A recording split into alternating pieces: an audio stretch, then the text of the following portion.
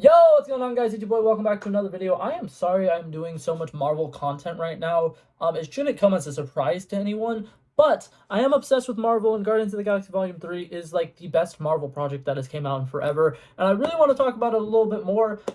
So today I want to basically talk about how James Gunn managed to do things that some of the recent Marvel directors were attempting to do with their movies, but for them it kind of fell flat, whereas for James Gunn's story, it worked a lot better. So I kind of wanted to just talk about Guardians of the Galaxy Volume 3 versus some of the recent Marvel projects that have been big bombs, you know what I mean? So, first one I want to kind of talk about is Thor Love and Thunder. Thor Love and Thunder is easily one of the most hated Marvel projects that have came out in a while.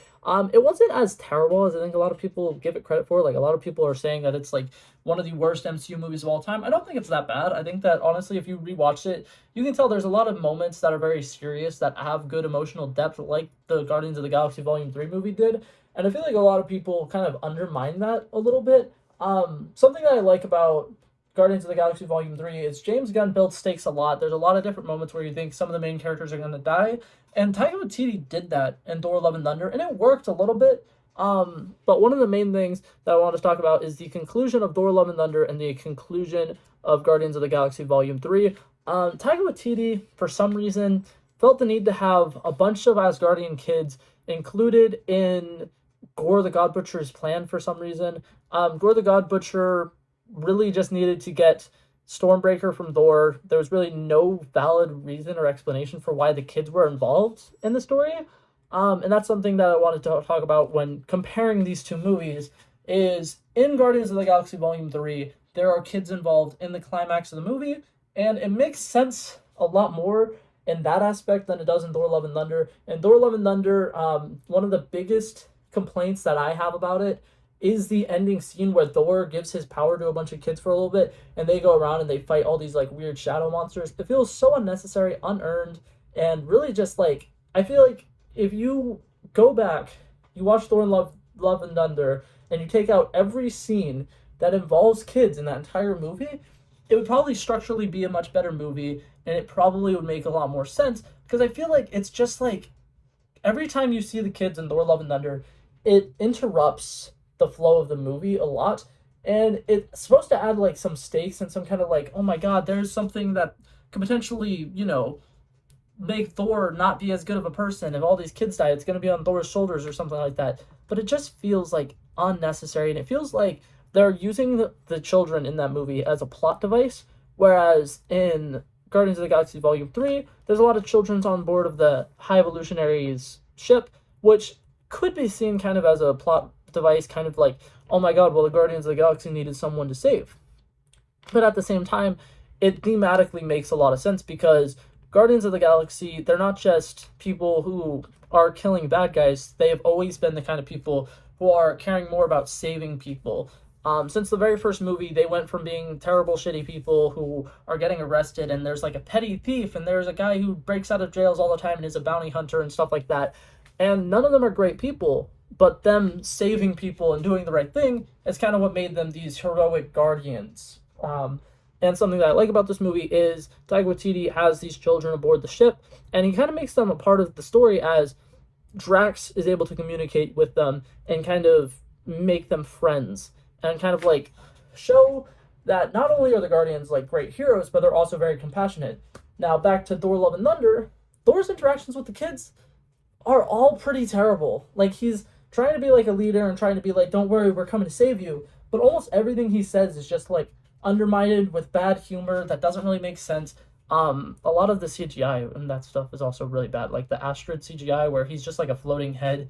One of the worst CGI moments in Marvel Phase 4, which I'm not going to go off about Marvel Phase 4's, what's it called? CGI, because a lot of people, they'll talk about She-Hulk and they'll talk about the first episode of Moon Knight. There's some bad CGI, and it bothers me a lot because, like, for one, those are both shows, so you shouldn't expect high CGI there. And for two, She-Hulk's is not bad enough that it should really, like, make you uncomfortable. Like, watching She-Hulk and being like, oh my god, her CGI is so bad, and that's why you don't like it, is such a bad excuse for not liking it, because, for one, she's not She-Hulk for... Okay, I'm going off on a tangent. We're gonna end that tangent. Back to Guardians of the Galaxy Volume 3. So, the kids in the movie in the final act makes sense structurally, makes a lot of sense. Another thing that I like about Guardians of the Galaxy Volume 3 is the villain. So now we're going to start comparing this to another movie that came out recently for Marvel that a lot of people don't really like that much. Ant-Man and the Wasp: Quantumania. Personally, once again, think that this movie is overhated. I rewatched it recently because it's on Disney Plus now. It's not that terrible. Like, obviously, it's not great, and in my opinion, it is the worst of the Ant-Man movies, which is a shame if you're ever making a trilogy and the last one doesn't live up to the rest of them. But that's one of the main problems with Ant-Man and the Wasp: Quantumania. So, looking at what is now going to be our golden boy for trilogies in the MCU, Guardians of the Galaxy has a clear through line for all of their movies. Volume 1, Volume 2, Volume 3, they all kind of have some small connections, and they're all building to the final character arcs that they all have at the end of the movies. But in Ant-Man and the Wasp: Quantumania, there are literally no character arcs. Not a single character grows or develops at all. There's a little bit of conflict between Scott and his daughter, but it gets resolved pretty much just because they decide to hug it out at the end of the movie. There's never really any like good arguments between the two of them where they seem like they're not going to talk to each other. They end up in the quantum realm and Scott ends up saving her, and then all of this conflict that could have been there that would have been really interesting didn't really work out. So part of the reason why Guardians of the Galaxy works a lot more than the Ant-Man trilogy is because the Ant-Man's third movie didn't do anything to tie up any character work. It did not treat it as like a finale, which is one of the main issues that the MCU has been having recently. Is it's all about keeping the story going. What can we do to make it so that there's going to be another movie with these characters? What are we going to do after these characters are gone, right? And that's something that's really been bothering me a lot, is the lack of finality in the MCU. James Gunn obviously able to do that with the Guardians because a lot of the actors don't want to come back and reprise their roles. But not only just that, but he's able to tie off their stories in a way that, like, if they want to come back, they can, right? Like, Nebula and Drax are just going to be on nowhere, right? Rocket and Groot are off leading a new Guardians team. Star-Lord is on Earth, where if anybody potentially needs him, they could probably figure out where he is and call him up and be like, hey, we need your help. And that's something that I think is beautifully well done in that. And I feel like more Marvel movies should have endings like that, where it's like, yeah, it's kind of open-ended, and these people have their happy ending, but like 2 or 3 years from now, if they're potentially needed, or someone's in danger, they could come back, but they don't have to. And that's something that bothered me about Thor: Love and Thunder, is they set up in the end credit scene that Hercules and Thor are going to fight with each other, which, in my opinion, if your goal is to introduce Hercules, don't connect him to Thor at all. Like, obviously, that's what they needed to do because that was the one that made the most sense for him to randomly go fight Thor. But at the same time, if Thor doesn't end up coming back and you still want to introduce Hercules, played by that amazing actor who got to play Hercules, you're going to need to do some legwork for that, and it's not going to make sense anymore. So something that I think Marvel should work on in the future, stop with the post-credit scenes. Something about ending a movie without ending a movie is driving me insane. Recently, I have been watching a lot of Marvel movies, and I have been getting that superhero fatigue. But I realize it's not for the superhero movies, because obviously, I watched the James Gunn, Guardians movie, and it restored my love and my faith for superhero movies for a little bit. But something that's been getting to me a lot is none of the movies end. And I feel like that needs to stop.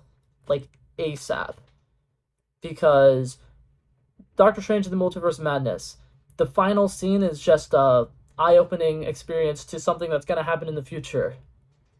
Do you get the joke? It's like he like had a third eye and it.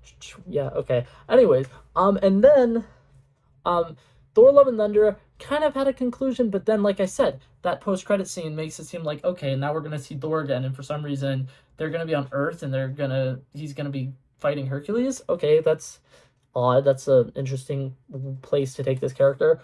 Ant-Man and the Wasp: Quantumania, they're all happy and having their kind of ending together, which I think is okay. Like, it's a good way to end it. But that was one of the few times in the MCU where I was like, this is the beginning of Phase 5.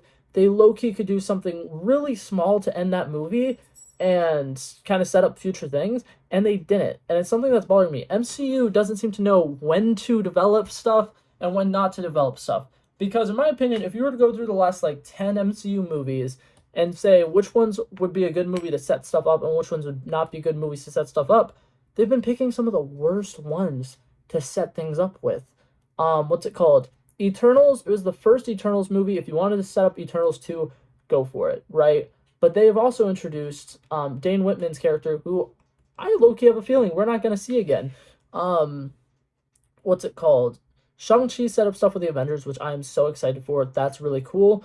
But I wouldn't have minded if that one, that end credit scene didn't exist, or two, there was just a Ten Rings connection, because there's a lot of end credit scenes that are just not really relating to the general story. And I love the MCU, and the end credit scenes are so cool that they have so much more emphasis and power if you don't do them so often.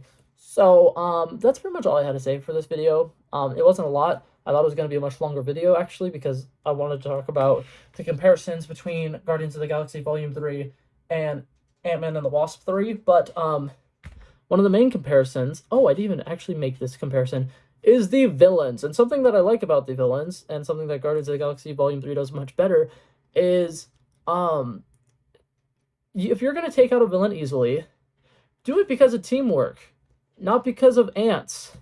That was like a very like minor thing that really bothered me. But I see a lot of people on the internet complaining about how easily the High Evolutionary was killed off, or not killed off, but like defeated in the little fight that they have at the end of the movie. But I think it literally makes so much sense, because it's showing that if they work as a team, villains like that are easy for them to take down, because they've been working as a team for so long. They have great team chemistry. They're all really strong, powerful people. Why wouldn't it be that easy for them to defeat him? Whereas in Ant-Man and the Wasp: Quantumania, we're seeing an Avenger face off against someone who's supposed to be an Avengers level threat, and we don't even really get to see the Avenger fully face off against him. Like, obviously at the end they have their little fist fight where Ant-Man's basically going to sacrifice himself for it, but like, there could have been so much more there, and it low-key disappoints me that there was not so much more there.